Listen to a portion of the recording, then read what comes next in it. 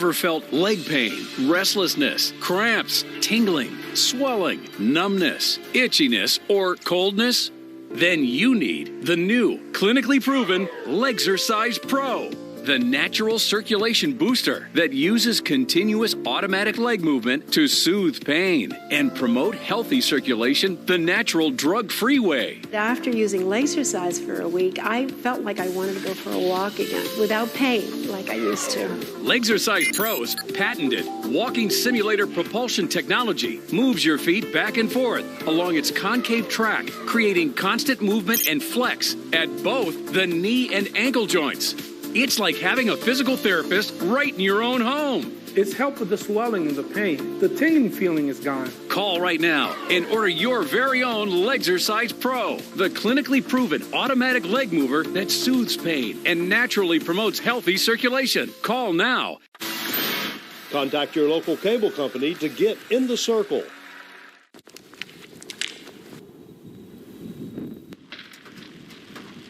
Lord be with us. Dear God in heaven. It's not anything that you've ever prepared yourself for. As neighbors helping neighbors. It was just a bonding in our county. People were already helping their neighbors. People who had lost everything were putting their own problems aside to help their neighbors who had lost more.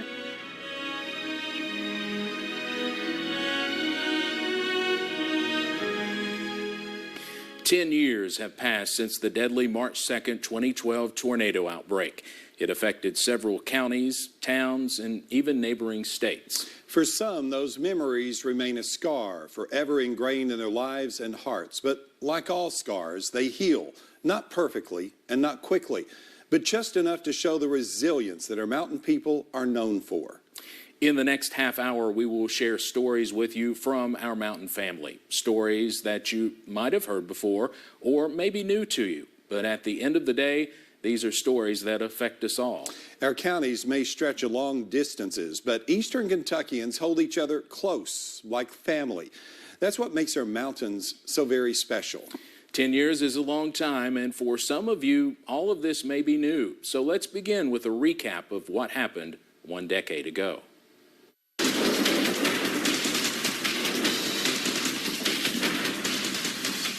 At 5:12 p.m. on the afternoon of March 2nd, Jim Caldwell and Brandon Robinson broke into programming with what would become more than 3 hours of nonstop severe weather coverage on WYMT. The reason we are hitting the air, it is now over in Powell County, a tornado warning issued just within the last couple of minutes here. Those tornado warnings kept coming. The weather team tracked several different storms affecting one end of our region to the other. Reports coming in that there is a tornado on the ground, and looking at that radar signature, I'll tell you what, I just about bet my bottom dollar that that's the case, and it is headed right toward Morgan County. If you are in West Liberty, please get into a safe location. This is a life-threatening situation. As the sun set, the news that was hard to swallow started trickling in. Every report coming in is bad out of Morgan County. Then the proof, the first pictures and video. But look at that. That is enormous, just a monster of a tornado for this area, especially. By the 11 o'clock news, a state of emergency had already been declared in Kentucky. Good evening, everyone. I'm Steve Hensley. First on Night Watch, a deadly outbreak of tornadoes and severe storms has left a devastating mark all across Kentucky tonight. Even at this late hour, the full extent of the damage and the number of dead is not known. The first video from downtown West Liberty looked as though a bomb had been dropped in the heart of downtown. The scope of the disaster hit me at the end of that 11 o'clock newscast. It's been a long night, but we all here still have our homes. Some folks out there are homeless tonight and injured, and our hearts go out to you. It's been a tough night, and our thoughts and prayers are with you. More than 24 people died, many more were injured. About half the deaths were in Morgan and Laurel counties. Some of the victims were only teenagers, others were elderly. Incredibly, no one died in Magoffin County, but an area known as Restaurant Row near the Mountain Parkway was hardly recognizable. Thousands of homes and businesses were damaged or destroyed. FEMA approved millions for repair projects. And as always, Eastern Kentuckians pulled together to help their neighbors. A telethon on WYMT raised more than $200,000 for relief efforts. A check for $50,000. Whoa! Can I shake your hand on that one? But as bad as it was, the headline on the first copy of the Licking Valley Courier published after the tornadoes might sum it up best. Thank God for sparing so many. 4 separate tornadoes affected parts of 9 counties in the Commonwealth, with the hardest hit areas being West Liberty and Salyersville. The length of the path and the width of the West Liberty tornado is especially noteworthy. The tornado had a continuous path reaching an astonishing 86 miles in length through eastern Kentucky and even parts of western West Virginia. The 1-mile-wide tornado cut through Morgan County, including downtown West Liberty. That tornado destroyed a nearly 100-year-old church, literally moved houses from their foundations, and left a flower shop without a building. Now, it was devastating in that moment, not knowing where to begin to help or even how to even cope with the sudden loss. During these last 10 years, however, a community united to rebuild their town from the ground up. A much different scene in downtown West Liberty. 10 years ago, debris filled the streets, buildings damaged, homes ripped apart.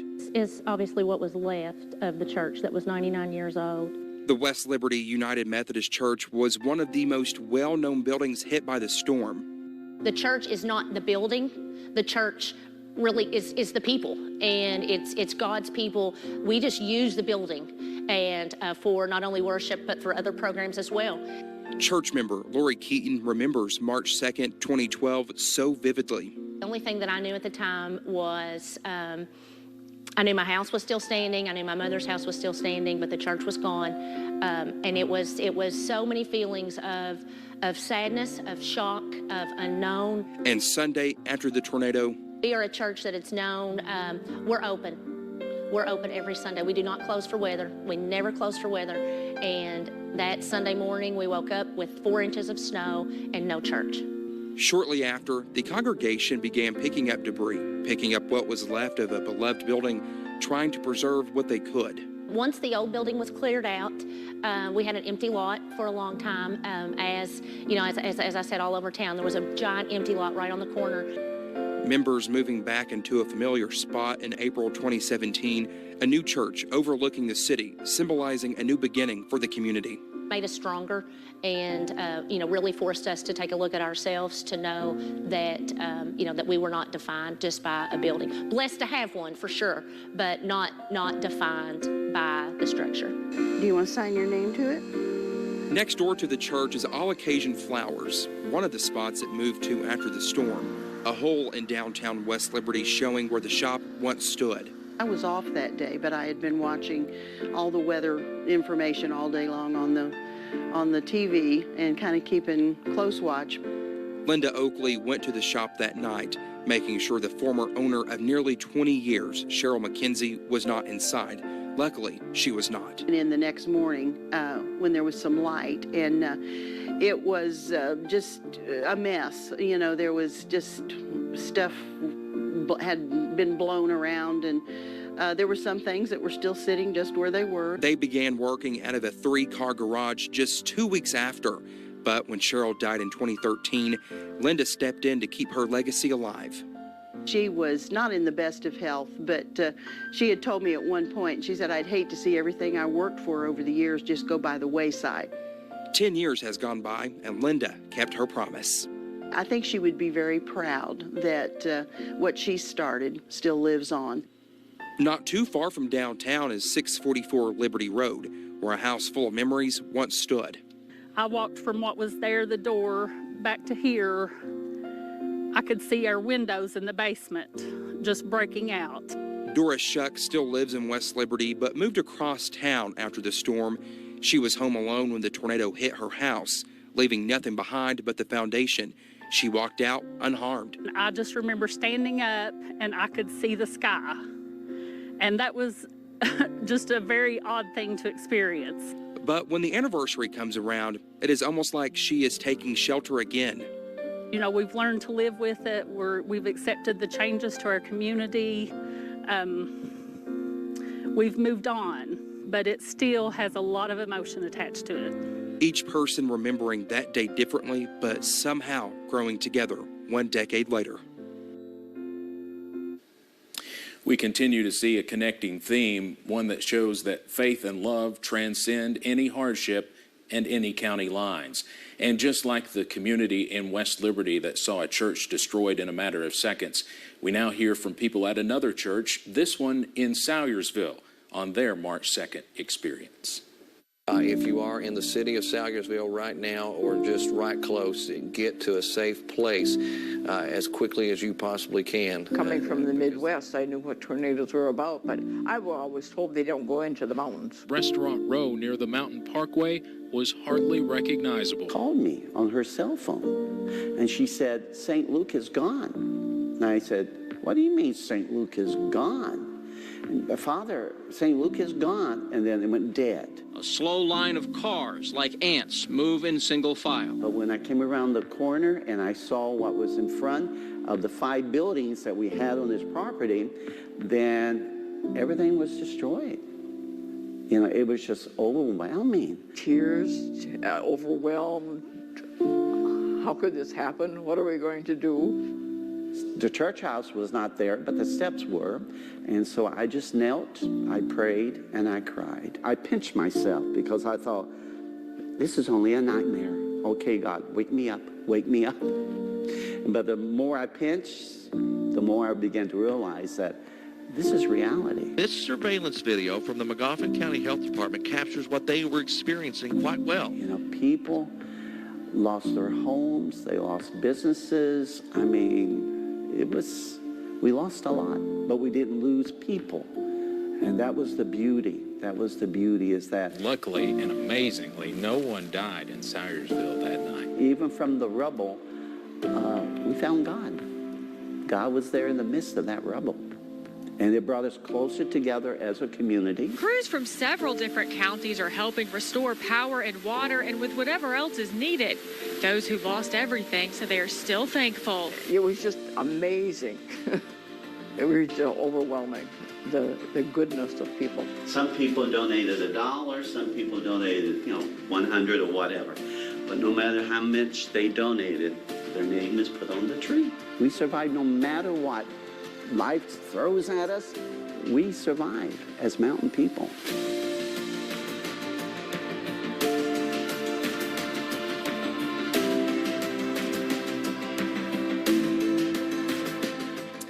And Father Bob Dameron said it best, we survive as mountain people. And come what may, we get through it together. Another area in our region affected by the tornadoes were those living in the East Bernstadt area of Laurel County. Now that tornado reached speeds of 125 miles per hour and caused 6 deaths. One family in that region saw their memories taken away in a matter of minutes, but they escaped with their lives. The Bowling family all live along Arthur Ridge. Jamie and her mother Lois say God saved them that terrible March night. His wife, the bathtub came through their trailer, it hit her in the head, she had to get staples. Their little girl though, she held on to her mommy's belt loop. It slung them out in the yard. She didn't have a scratch nowhere. Long before an EF2 tornado ripped through the fields and homes in East Bernstadt, Jamie had a plan to survive this type of storm. I'm scared to death of storms, so I was always prepared if something happened, I was gone. So on March 2nd, when the warnings came and the schools dismissed, confirmed right here, I believe, near Bernstadt. Jamie and her family would lay low at a nearby hospital. She says because that is where the strongest windows are. But her brother stayed with his family at their home. He said that it ripped the door open like you would take a can opener. It just rolled it up. And he said that whenever it done that, it just started throwing them out in the yard. And hit through him. It was about 30 feet, I think they said, where he landed. Her mother watched the 50-acre family farm torn apart. Right through there, right, so you see that green field? See, that's coming right from 25 right there. He come right across there, and he cut trenches in the yard. It ripped her home apart and smashed the barns. The barn was right in here, right where that rubbish is right there. And he come up to that pole because it had electric to it too. The tornado continued to tear through her property. You see where that camper's sitting? We had a garage there, and it had 4 cars in it. 8 minutes was all it took for the tornado to destroy the world Jamie lived in since she was a child. It was like you felt homeless, you felt empty, you don't know what you're going to do with the kids. It would be 3 months before they could live on the property again. In that time, she experienced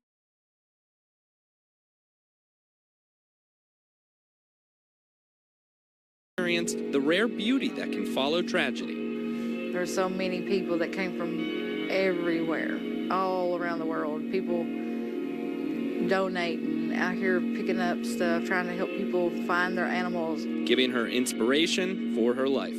I wish I could say tornadoes would never come again, but I want to help. Like someday I want to travel and go help people.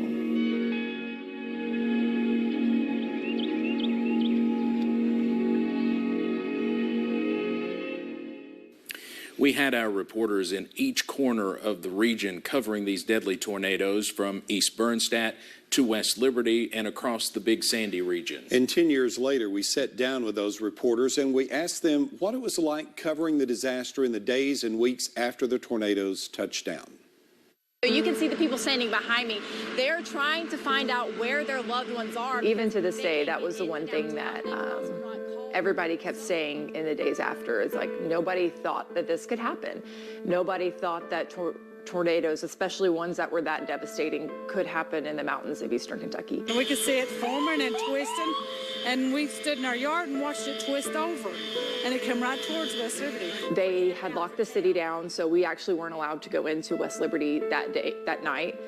And so we just talked to people, and we had no cell phone service. I remember that. As it goes more toward the southeast, places like northern McGoffin and right into Johnson County get affected. Whitney Good and I were together, and we could see on the weather radar and hear Jim Caldwell doing the weather report, and we just knew it was bad. We knew it was really bad, and we could watch it going through the Big Sandy area. So after it looked like it had gone through, I started calling everybody I knew in McGoffin County. They called us and they said, a tornado has gone through, what looks like a tornado has gone through. We need you guys to split up. Angela, you go to Salyers-ville. Whitney, you go to Johnson County. And we went. There's damage to the Salyers-ville grade school, the middle school, and the high school. It was scary, it was terrifying, but we knew we had to go and start documenting it and reporting the information. So got in the car, started driving from Pikeville to Salyers-ville. And I mean, I really can't describe just how eerie it was. It was just so dark. It was pitch black. It was pouring rain. The wind was terrible. Most of the damage in Johnson County appears to be in the Hager Hill area. As I got to Hager Hill and I saw things that I couldn't see the night before because it was so dark, I looked on the right, and where there had been a neighborhood, it was just foundations and debris. And I stopped. I pulled off on the side of the road right there. I stopped. I cried witnessing it, and I just stood there and stared at it for a while. When you're a journalist, you get to see so much of the world that a lot of people don't get to witness firsthand, and it's our job to bring that to other people. And, that was an important story. People's lives were changed forever that day. We needed to do this for the people of Eastern Kentucky, and I think, going forward, it made all of us closer because we had been through this. Whitney Burks Good and I, we were, together in the bureau, watching these on the radar, these tornadoes coming through, and we were scared together. I mean, it made all of us that work together closer. Watching how the people of Eastern Kentucky came together after this tornado. I mean, immediately after. There was no hesitation. The next morning, March 3rd, when I went out there, people were already helping their neighbors. People who had lost everything were putting their own problems aside to help their neighbors who had lost more. It was just like, I can't let those memories go, That's something that needs to stick with you. And, you know, Steve, that night, you know, we're trained to just rush out the door, get there as fast as we can, you know, just a sense of urgency. And that night, you'll remember, we couldn't. They were wanting to leave to go cover this, and we had to say, wait, because there were so many tornadoes popping up all over the place. It just wasn't safe for them to leave. And I'm just so very proud of our team that night. It was a difficult situation for everyone. Yeah, and, you know, that night at 11, I think I saw the damage for the first time. It did take a while to get there, but you got to remember these reporters, too, were very young, 23, 24 years old, straight out of college in many cases. And I think we grew a lot as a newsroom during that tragedy. Obviously, we wish it didn't happen, but they definitely grew as journalists that night. Yes, all of us did. I think we all did, yes. Yeah. Well, downtown West Liberty was nearly unrecognizable. Kristen Kennedy from our sister station WKYT was one of the very first reporters in the city that night. Driving in, we heard that West Liberty was gone. When we got here, we realized that was not an understatement. Now, she says she was in Scott County before being sent to Morgan County. She remembers seeing the debris, walking down the road, stepping over rubble, saying that night when she was on the air, she just pointed out what she was seeing and trying to get the information out as quickly as possible. It meant a lot to be able to tell their stories, and it meant a lot to be able to stand there with them and grieve with them, too, that night. I'm grateful that they opened up to us, and I'm grateful that they allowed us to kind of continue to follow their story and to watch them rebuild and to celebrate with them. She returned to West Liberty about 1 week later, saying the spirit and hope that she saw was what makes Eastern Kentucky so special. Our weather team also worked long hours that day and into the night to try and keep everyone safe and informed. We sat down with former WYMT Chief Meteorologist Jim Caldwell and WYMT morning forecaster Brandon Robinson about tracking the tornadoes that night. All right, hello from the WYMT Sky Alert Weather Center. I'm Chief Meteorologist Jim Caldwell. I came into the station at 10 o'clock that morning because I knew it was going to get bad. Didn't get bad until the afternoon and evening, but I knew I needed to be there all day just to be prepared because of how bad it was about to get. The big headline, tornado on the ground. I did the morning news that morning. I just thought, this doesn't look good. I mean, it doesn't look good. I actually had the feeling in the pit of my stomach that this is not going to be a good day. I can remember going and looking at what we call the base level of radar and seeing that hook. A classic development for a tornado. You see that hook? Wow. And I almost lost my breath because I was like, oh my God, this is the real deal. This is what we've been studying all these years. And there it was, going through West Liberty at that time. It could still clip the city, so you definitely need to be in your safe place right now if you're in West Liberty. These formed right here over us. That atmosphere was just almost perfect for that development there. That's a once in 100-year type event. Later that night, we finally got to see the first video that somebody had shot on a cell phone come in. And when we showed it on the air that night, it looked enormous. The second tornado went through Salyersville and it went through Johnson County. And, you know, that night, when that tornado went through Salyersville and we had no communication, we couldn't get a hold of anybody. It's one of those things when Jimmy saw that tornado that night and knew that his family and friends could be in danger. So here it comes, Salyersville.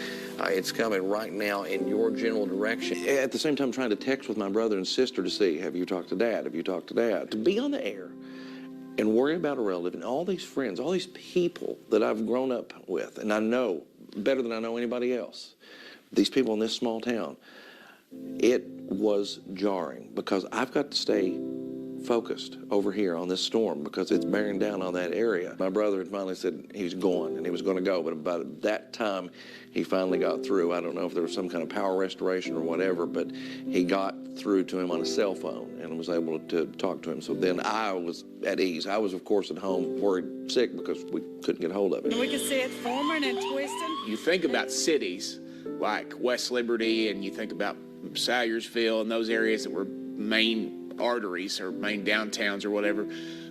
But the one in Laurel County went through a trailer park. It went through a residential area. It was homes. It wasn't businesses. It was homes, and it was lives. You feel like when you're on television and you're trying to relay that information, You feel like if somebody died, it's your fault. That maybe you just didn't get enough information out there. And a lot of times I think back and I'm like, man, if they could have just, if I could have said something else and told them to go to, safe spot earlier. But you can't live like that. That night when I went home, when I actually had time to take stock of it, I sat down and cried because it literally hit me how much we had been through in the last few hours and how much the whole region had been through in the last few hours. And I can't imagine what people who had been through it were doing at that point, sitting in the rubble in some cases of their homes or in their communities. So it was an emotional time. It was an emotional time. That day also changed how we operate at the station shortly after we installed a backup generator and introduced severe weather alert days to help better prepare you in the event of severe weather. Neil, it's human nature to feel bad that people died during this, like Jimmy and Brandon were talking about. But I know both of us heard right after this and still to this day from people saying they saved lives during this. We know that they saved countless lives, but the thing that a lot of people at home, you saw a little bit of it there, but the thing that a lot of people don't see is it's just the toll that this took on Brandon and Jimmy, because they took it very personal and they felt responsible. And they still to this day talk about that. And it was something very hard for them to deal with that night and still to this day. Yeah, the death toll certainly could have been a lot higher. And there were no deaths in Jimmy's hometown of Sayersville, which I think is just a miracle for us.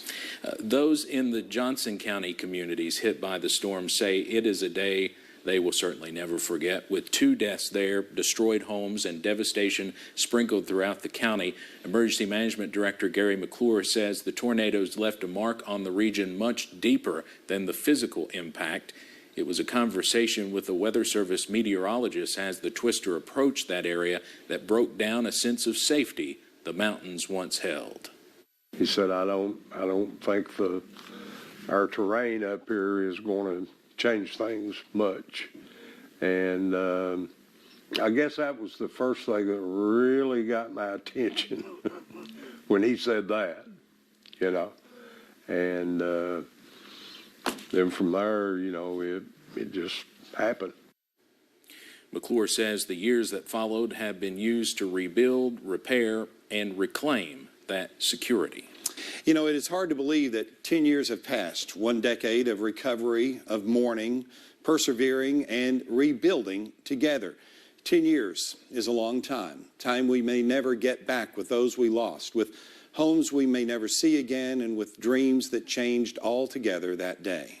Even though time marches on, one thing that never changes is the spirit of neighbors helping neighbors, which we have seen time and time again since that fateful day here at home and across the state. We're going to leave you tonight with a look at how some of those hardest hit communities during the tornadoes have bounced back and continue to look forward, focusing on the future.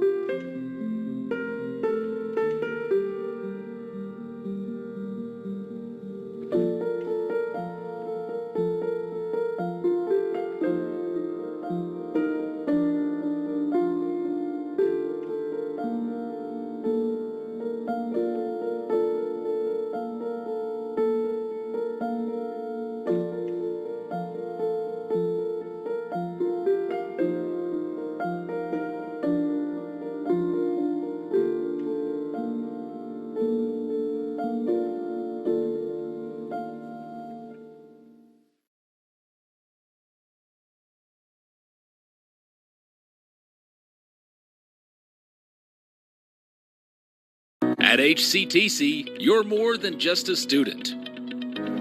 I am a daughter. I am a mother. I am an innovator. I am a grandmother.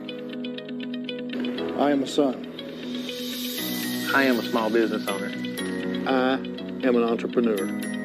I am HCTC.